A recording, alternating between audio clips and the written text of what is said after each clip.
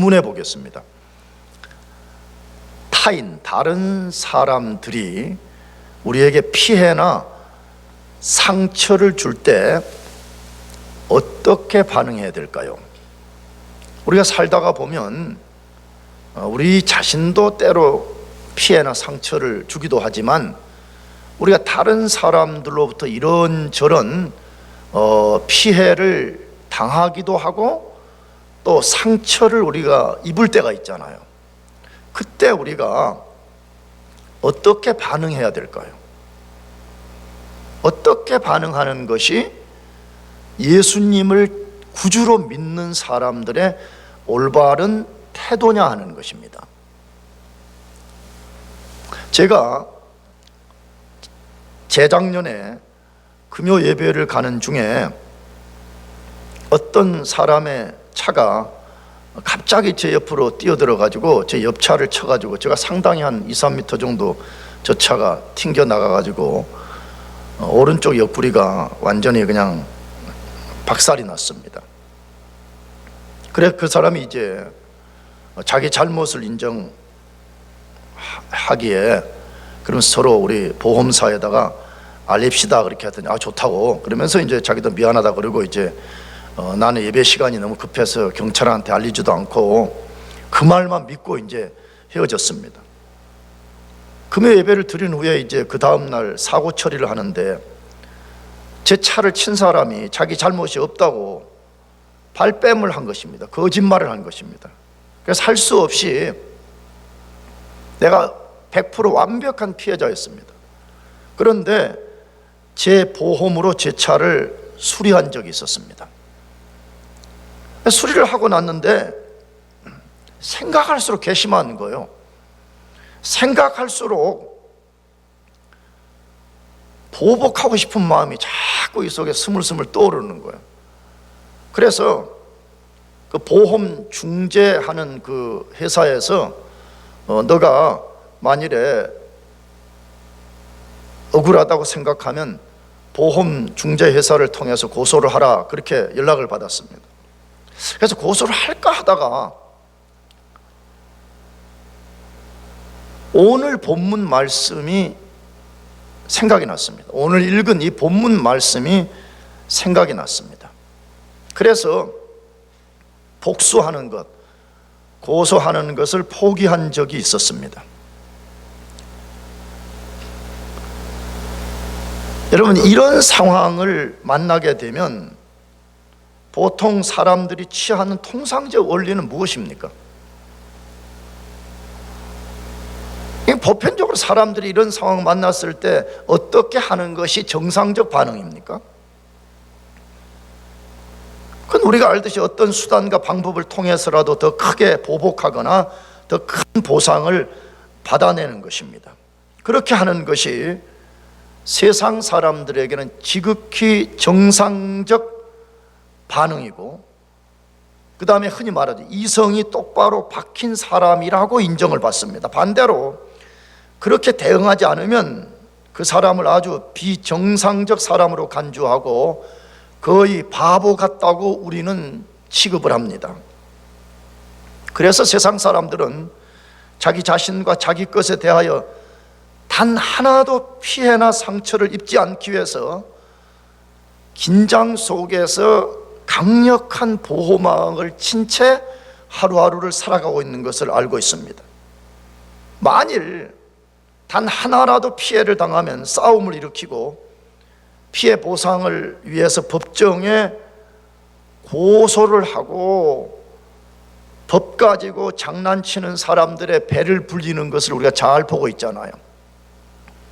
그런데 안타까운 사실은 이런 현상은 세상 사람들만 하고 있지 않다는 거예요. 오늘 교회들이 얼마나 자기 희생을 하지 않으려고 자기 것을 반드시 더 많이 착취하기 위해서 싸우고, 심지어는 교회의 문제를 세상 법정에 갖다가 고소를 해가지고, 내가 언젠가 전해 들은 이야기가 있어요. 한국의 판사들이 제일 맞기를 꺼려하는 사건들이 교회 분쟁 사건이라는 말을 들었어요.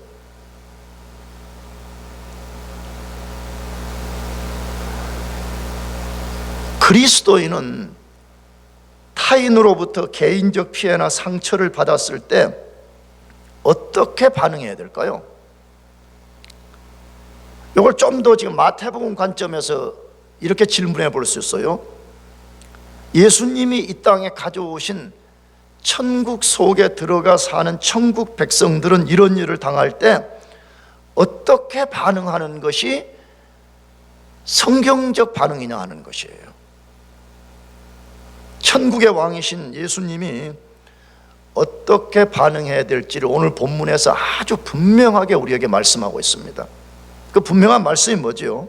세상 사람들이 지극히 자연스럽고 정상적 반응이라고 생각하는 행동과 전혀 다른 반응을 하라고 가르칩니다. 아까 말씀드린 그런 세상적 원리를 따르지 말라 하는 것이 예수님의 가르침입니다. 예수님 본문에서 그리스도인들이 다른 사람들로부터 피해나 상처를 받았을 때 보복하지 말라고 말씀하십니다. 그렇다면 왜 복수하지 말라고 하실까요? 왜 보복하는 것이 정상적 반응처럼 보이는데 그렇게 하지 말라고 말씀하실까요? 정말로 우리가 보복하지 않는 것이 가능할까요? 만일 그렇게 한다면 그러면 어떻게 될까요? 우리는 솔직히 정직한 고백이 조금만 피해를 입거나 누군가가 나에게 상처를 주면 안갚음을 하려고 하는 마음에 깊은 뭔가를 남겨두고 있잖아요. 근데 예수님이 너희는 천국 백성으로서 그렇게 하지 말라는 거예요. 그렇다면 어떻게 그것을 우리가 하지 않을 수 있냐는 거예요. 어떻게 우리가 그것을 극복해낼 수 있냐는 것이에요. 우리가 천국 백성이라면 오늘 예수님의 말씀을 통해서 잘 배우는 것이 필요합니다. 그리고 우리가 그렇게 살아보는 것입니다. 그러면 보복에 대해서 예수님은 어떻게 가르치고 계시는지를 우리가 하나씩 배워봅시다. 제일 첫 번째로 보복에 대한 잘못된 견해에 대해서 예수님이 말씀하고 있습니다. 이 보복에 대한 잘못된 원리가 사람들 속에 팽배해 있다, 이것을 가르쳐 준 것입니다. 그 내용이 뭐지요? 마태복음 5장 38절에 기록되어 있는데, 또 눈은 눈으로 이는 이로 갚으라 하였다는 것을 너희가 뭐 했으나 들었으나, 이렇게 되어 있습니다. 그러니까 지금 산상설교에서 우리가 옛사람들보다 더 나은 의를 가져야 된다라고 말씀하면서 옛사람들이 가진 원리와 그다음에 예수님의 원리를 계속 지금 대조해서 말씀하는 구조 속에 있는 거잖아요. 근데 옛사람들은 이렇게 알고 있었다 그 말이잖아요. 그러나 나는 이렇게 말한다라는 구조로 되어 있는데, 먼저 그러면 옛사람들은 어떻게 보복에 대해서 알고 있었는가 하는 것을 소개한 말씀이죠. 근데 이 말씀을 가만히 들여다보면 인간의 궁극적 문제는 크게 두 가지라고 말씀하고 있어요. 인간의 문제가 굉장히 많은 것처럼 보여져요. 뭐 돈도 없고, 뭐 공부도 잘 안 되고, 뭐 진로 문제, 뭐 굉장히 복잡한 것처럼 보여지지만 성경은 아주 간단하게 인간의 궁극적 문제는 두 개라고 말씀하는 것처럼 보여져요. 하나는 뭐죠? 하나님을 반역한 죄의 문제입니다.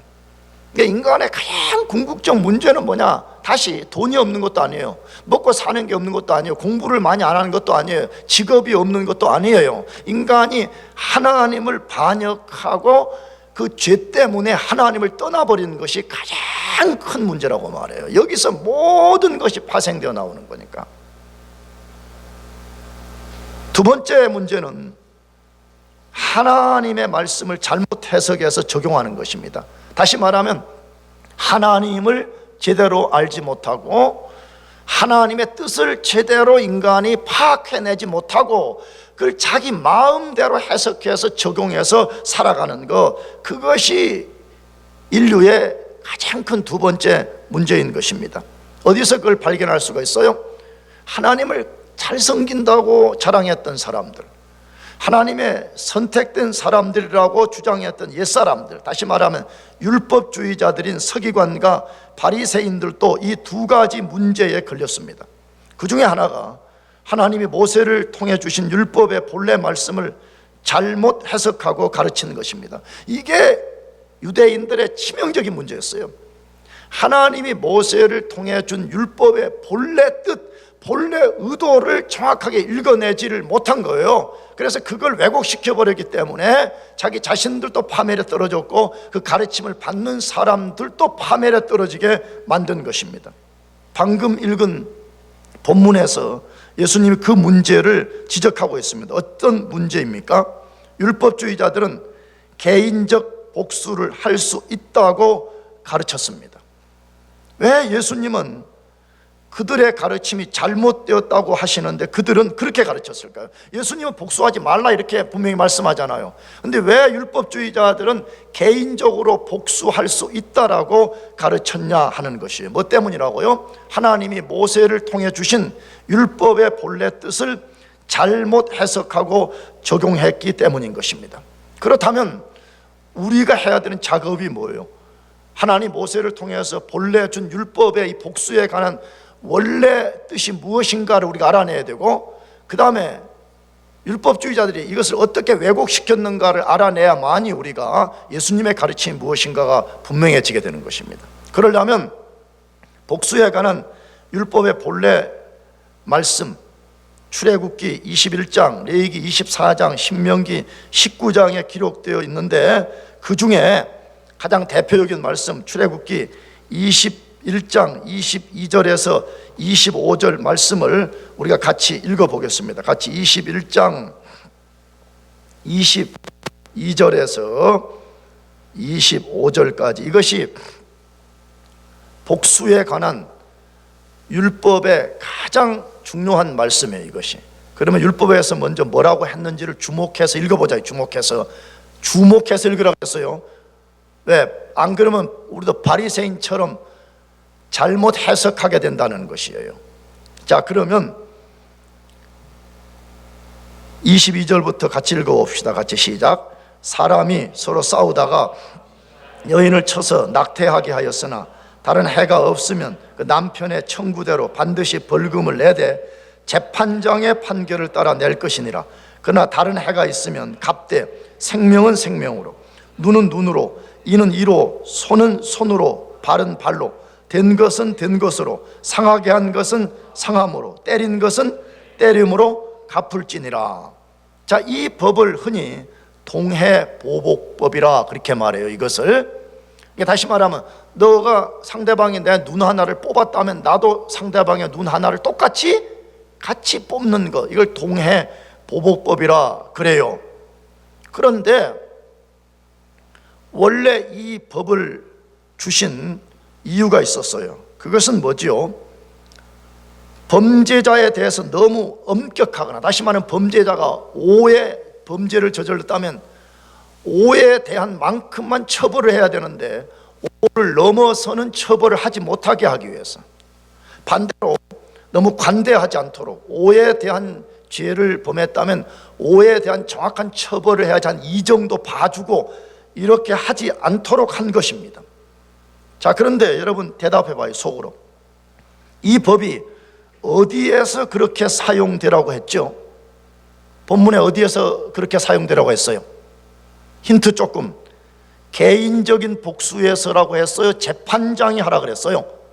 재판장이라고 아주 분명하게 거기 되어 있어요. 그 여러분 성경 동그라미를 쳐야 돼요.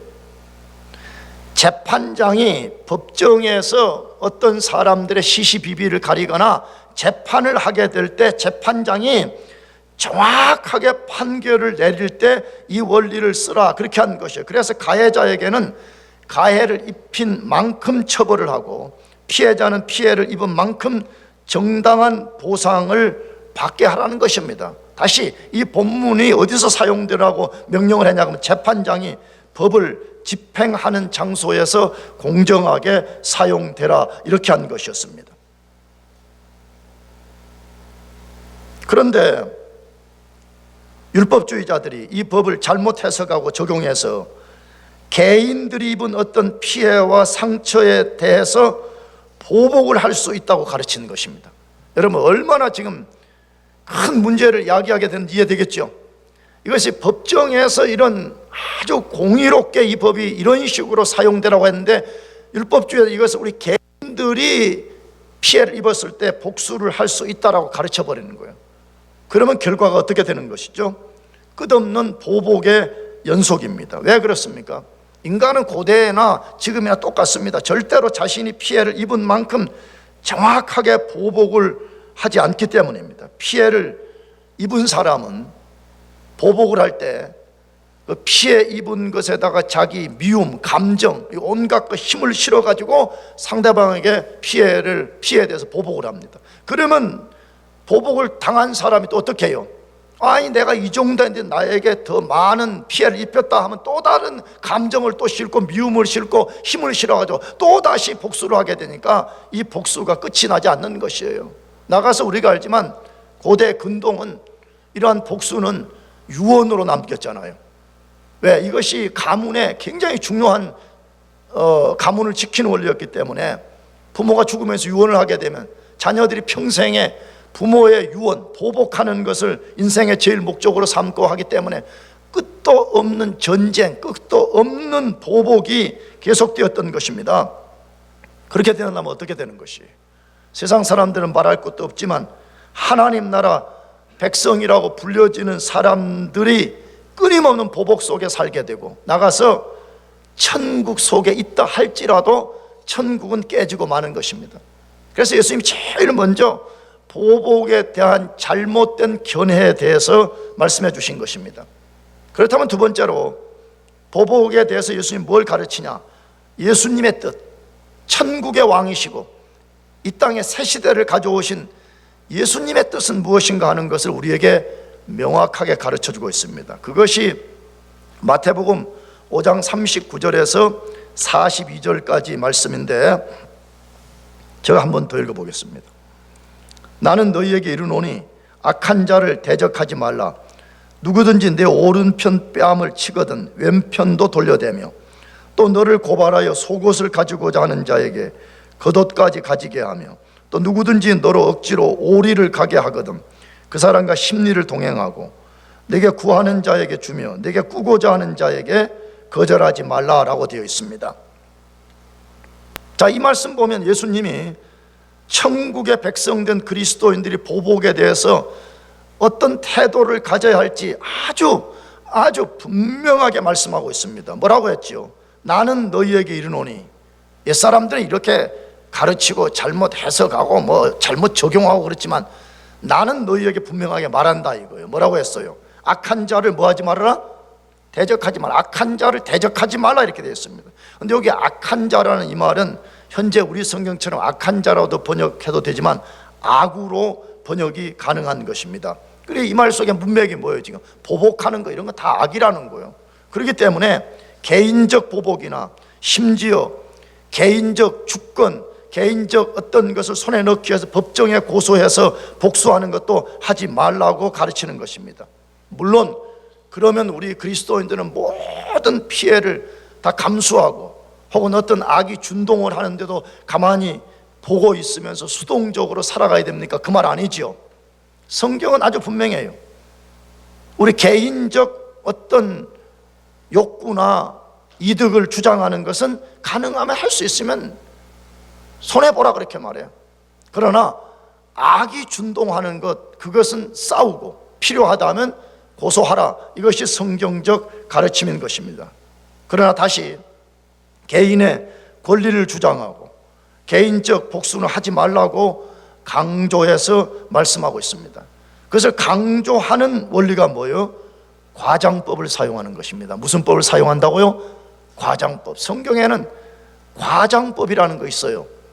여러분들이 거짓말과 과장법을 잘 구분해야 되잖아요. 근데 과장법이라는 것은 뭐 때문에 하는 것이에요? 어떤 것을 강조하기 위해서 하는 거잖아요. 우리가 마가복음에 예수님 뭐라고 말씀해요? 우리가 믿음을 가지고 기도하면 이 산을 명하여 저리로 옮길 수 있다라고 되어 있잖아요. 여러분 진짜 문자적으로 인류 역사에 예수님이 오신 이후에 기도해가지고 이쪽 산을 저쪽으로 옮겼다는 거 들어본 적 있어요? 없어요? 없잖아요. 여러분 산은 포크레인이 와서 팔 수 있어요? 웃어줘요. 아니 그런 거 아니에요. 아니 내가 기도해가지고 니타니 마운티나 이쪽으로 옮겨져라 근데 옮겨지는 경우가 어디에 있어요? 여러분 뭘 예수님 말씀하시는 거예요? 과장법을 사용한 거지요. 뭐라고? 너희들이 진짜 믿음으로 기도한다면 산이 옮기는 것 같은 그런 놀라운 역사가 일어날 것이다. 과장법으로 말씀한 거잖아요. 그러면 오늘 본문도 과장법으로 말씀한 거예요. 그러니까 우리가 과장법을 쓸 때는 그 문자적 의미보다는 그 속에 담겨 있는 교훈이 무엇인가를 아는 게 굉장히 중요해요. 근데 우리가 농담으로 막, 야, 은성아 빵 좀 줘. 그러면 야 남의 것을 탐내지 마. 그럼 또 이쪽에서 정범이 주로 많이 말했잖아. 떠나버린 정범이. 속옷을 달라 그러면 뭐 또 달라 그랬다? 겉옷 또 달라 그래서 빵 말고 빵바구니까지 줘. 막 이런 식으로 장난치고 그랬잖아. 과장법을 쓰는 이유는 어떤 교훈을 강조하기 위해서 썼다는 거예요. 그러면 거기 과장법을 소개하는 네 가지 내용들이 뭔가를 우리가 살피면서 교훈을 얻어봅시다. 첫째는 뭐예요? 누구든지 오른뺨을 치거든 왼뺨도 돌려대라라고 되어 있습니다. 누구든지 오른뺨을 치거든 왼뺨을 돌려대라라고 되어 있습니다. 여러분 이 말은 문자적으로 진짜 누구 내 뺨을 탁 치면 아 나 한 대 더 맞아라 더 쳐라 하고 갖다 대라는 말이 아닌 거예요. 그것은요 뭐 말하는 거예요? 뭐 우리 말에도 그런 거예요. 누군가가 우리 뺨을 때렸다 그러면 굉장히 모멸감을 주는 거잖아요. 아프기도 하지만 굉장히 모멸감을 주는 행위입니다. 근데 더군다나 이 본문을 잘 보면 오른손으로 상대방의 오른뺨을 쳤을 가능성이 굉장히 여기 높아요. 왜냐하면 여기 오른뺨을 치거든 왼뺨도 돌려대라 그래서 대부분의 유대인들이 오른손잡이라는 것을 가정했을 때는 여러분 만약에 내가 지금 이렇게 쳤다 그러면 상대방의 왼뺨이 맞아야 되는 거거든요. 근데 오른손으로 쳤는데 오른쪽 뺨이 맞았다는 것은 이렇게 쳤다는 거예요. 손등으로. 그러면 어떻게 됐어요? 우리가 알지만 우리 문화나 그쪽 문화나 비슷한 것 같아요. 여러분 사람이 손등으로 맞으면 훨씬 더 모멸감이 큰 것입니다.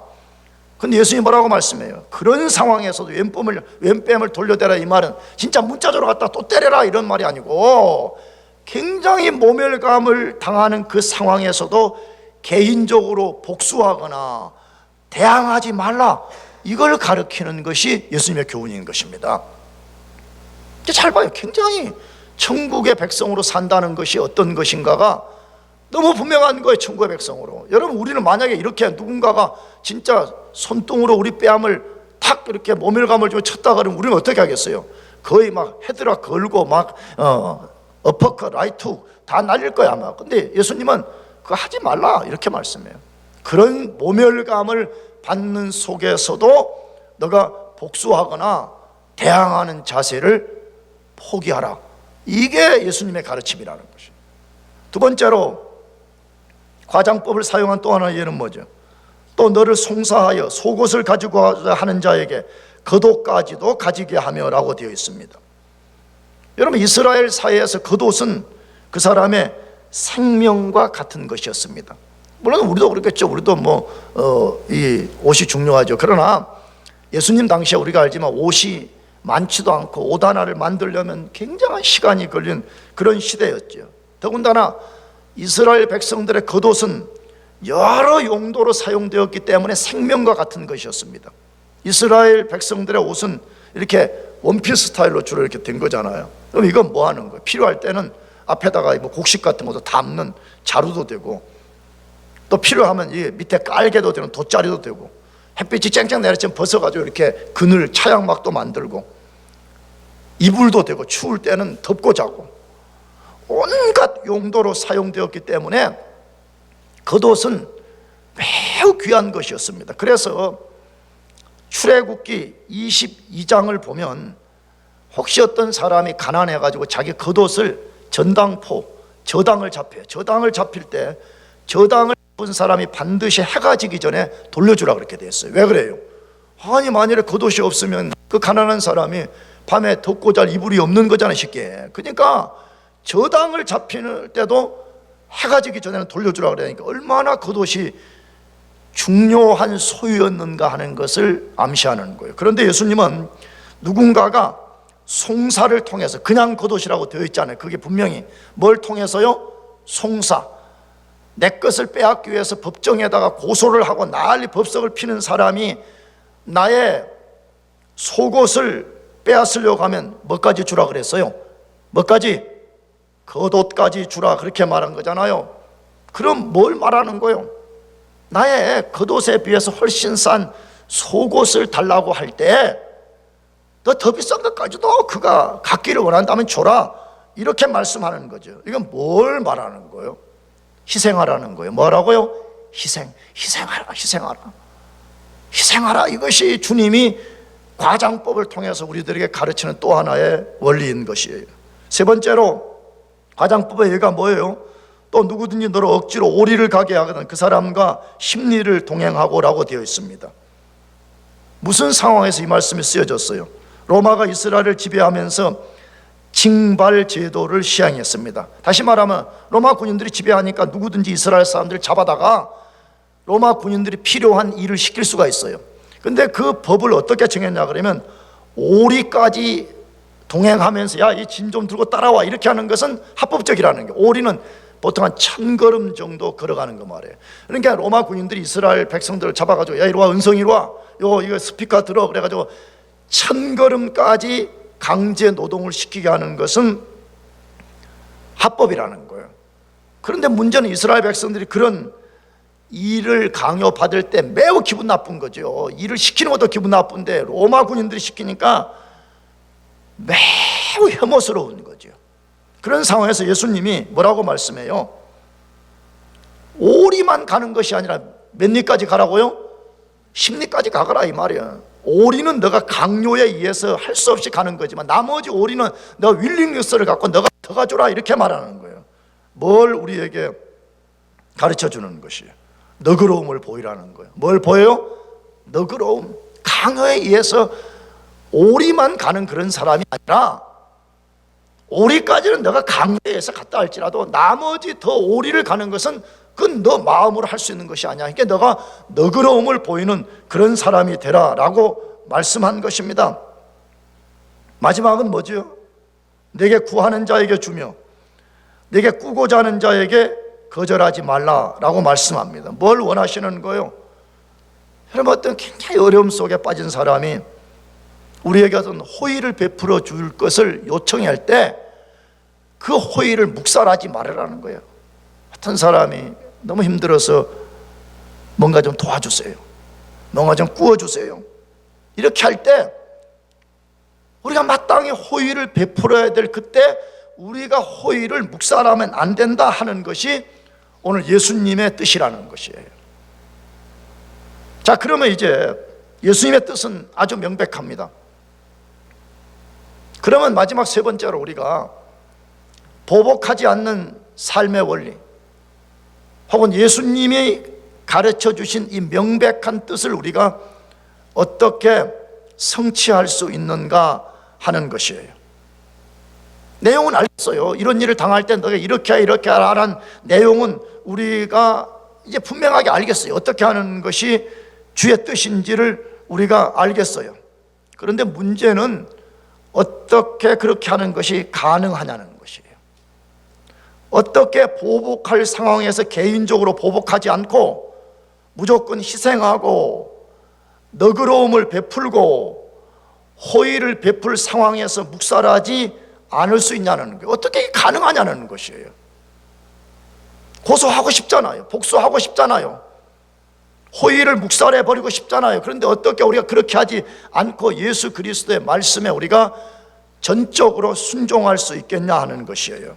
그렇게 할 수 있는 근거가 크게 세 가지가 있습니다. 첫째로는 그렇게 할 때만이 잘못된 보복의 역사를 끝낼 수 있기 때문입니다. 여러분, 보복은 누군가가 희생하고 누군가가 기부하지 아니하면 보복은 절대 중단되지 않습니다. 이 보복을 중단하는 방식은 예수 그리스도를 믿는 우리가 보복을 중단하는 거예요. 할렐루야. 물론 나도 완벽한 목사도 인간도 아닙니다. 그러나 목회를 하면서 가장 마음 아팠던 몇 사건들이 있었습니다. 그건 우리 대학부에 몇 년 전에 글쎄 이 이야기를 해도 되나 모르겠어요. 지금 다 떠나버린 사람들이니까 하는 것인데, 어떤 자매 하나가 어떤 자매 차에다가 뭘 쏟아가지고, 글쎄 기분은 좀 나쁠 것 같아. 기분은 좀 나쁠 것 같아. 나도 만일에 내가 새 차를 사가지고 우리 은성이에게, 야 은성아 태워줄게 타 그랬는데, 은성이 그거 와서 커피 마시면서 나 차 시트에다 막 쏟아놓고 막 이러면, 그리고 막 은성이가 세차도 안 해주고 그러면 진짜 나 한 방 날려주고 싶을 것 같아. 인간적으로는 아무리 내가 은성이를 좋아하지만. 은성이 알지? 내가 좋아하는 거. 내 미영이보다 널 좋아하는 것 같아.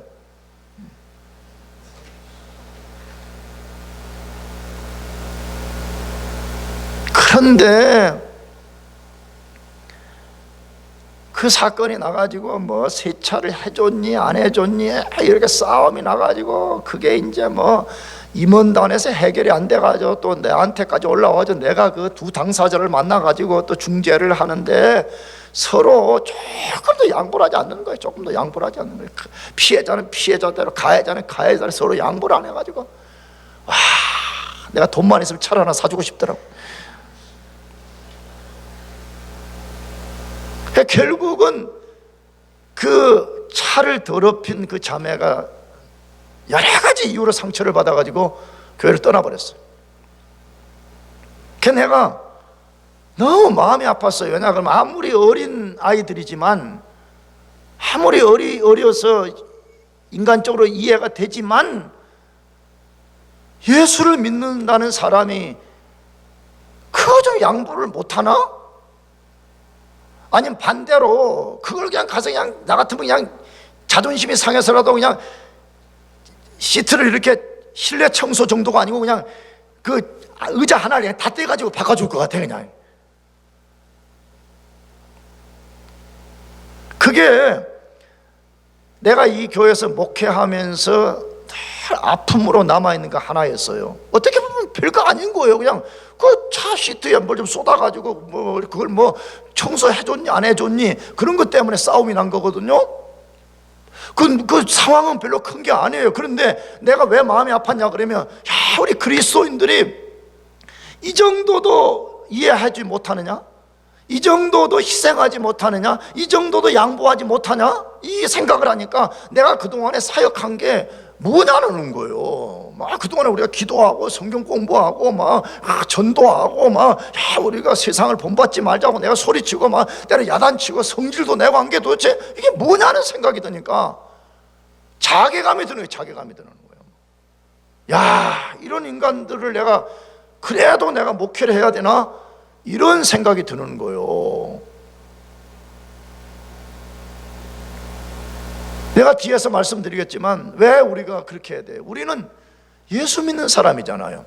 할렐루야.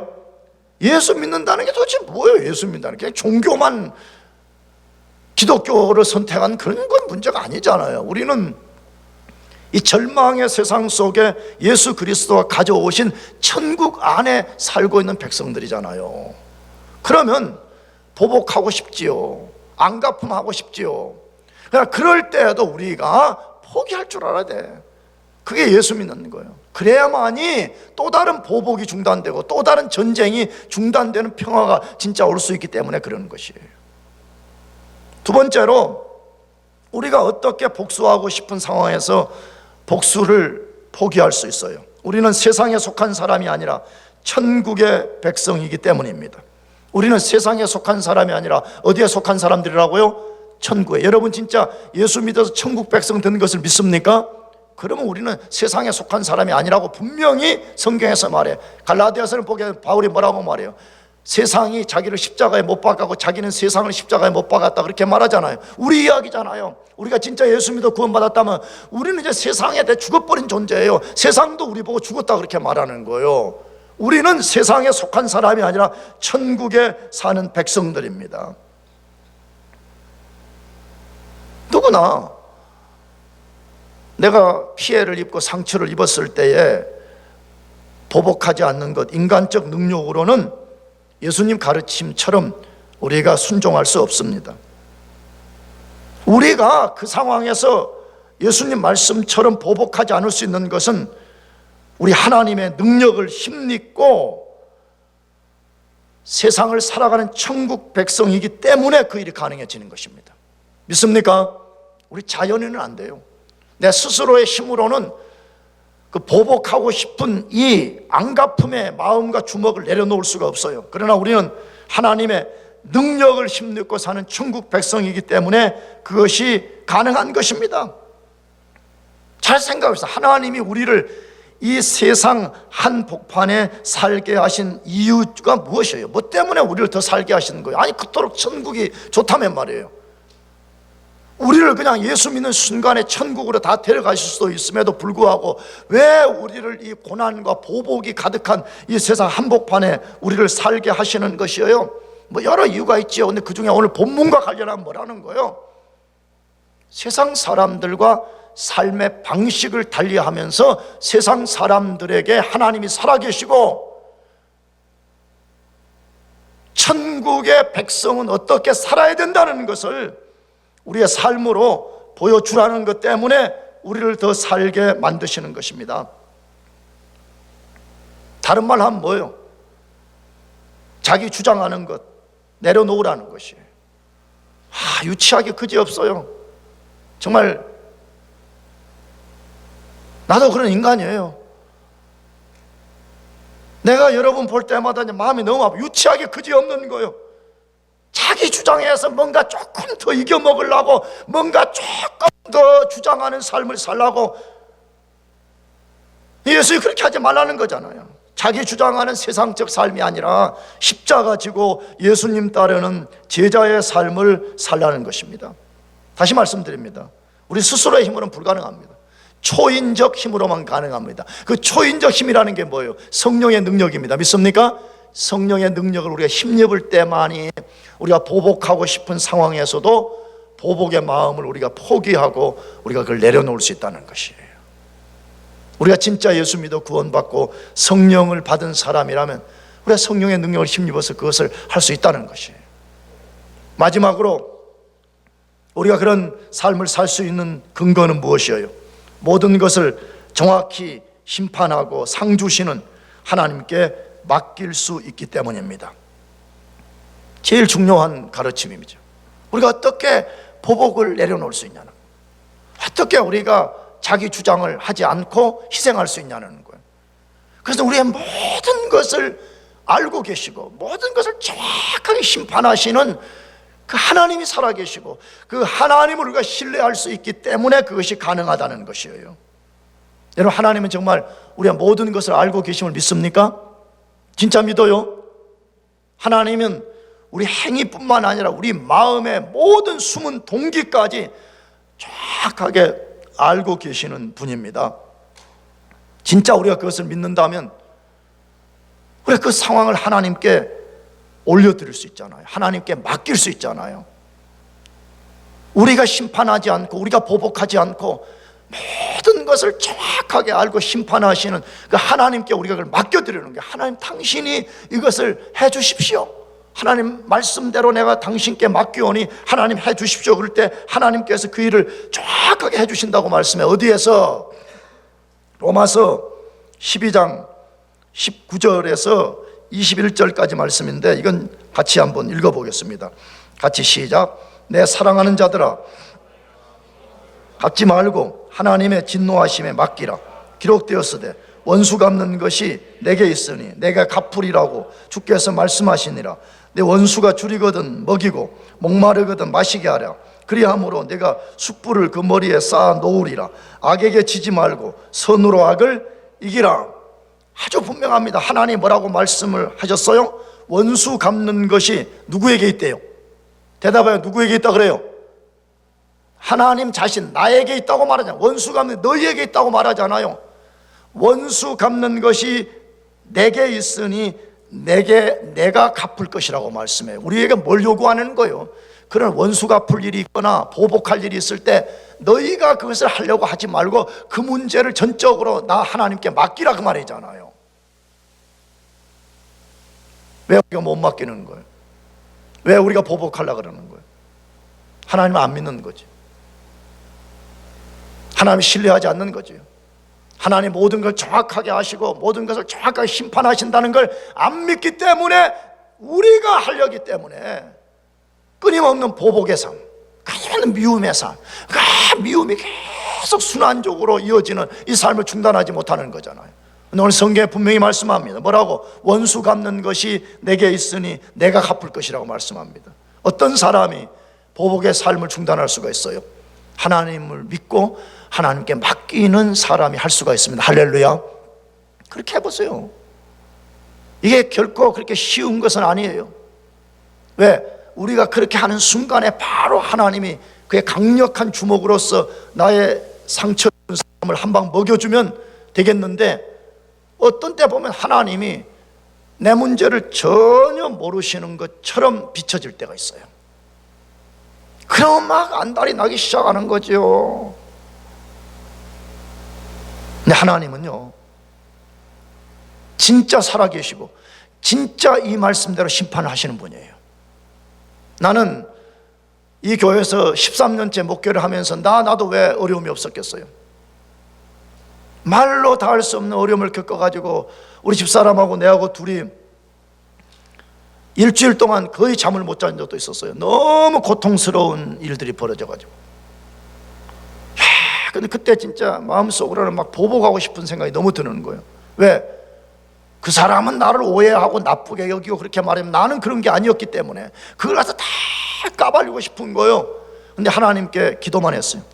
너무 미치겠는 거. 오히려 이거 차라리 갖고 그냥 1대1로 붙고 막 너가 뭘 오해하냐, 내가 뭘 잘못했냐 이러고 싶은데 이걸 안 하니까 미치겠는 거예요. 막 이것이 막 그래 막 우리 집사람 막 심장이 그걸 뭐라 그러는데 갑자기 심장이 툭 떨어지는 거 있잖아. 그게 막 걸리고 그랬어. 하나님께 맡겼어요. 하나님 분명히 정확하게 아시고 하나님이 분명히 심판하신다고 하셨으니까 하나님이 하십시오 그랬어요. 근데 도저히 하나님이 하실 것 같이 보이지가 않아요. 근데 그 사람이, 나도 깜짝 놀랐어요. 1년이 되기 전에 하나님이 그 사람을 이 동네에서 떠나버리게 만들어버렸어요. 너무 많이 말하면 어떤 개인의 어떤 프라이버시와 관련된 얘기 더 이상 하지 않겠어요. 도저히 그런 일이 일어날 것이라고 상상할 수 없는 상황이 그 사람 삶에 이렇게 딱 셋업되어 있었어요. 근데 하나님이 1년이 되기 전에 그냥 그 사람 아예 그냥 스테이트 카리어에서 떠나버리게 만들어버렸어요.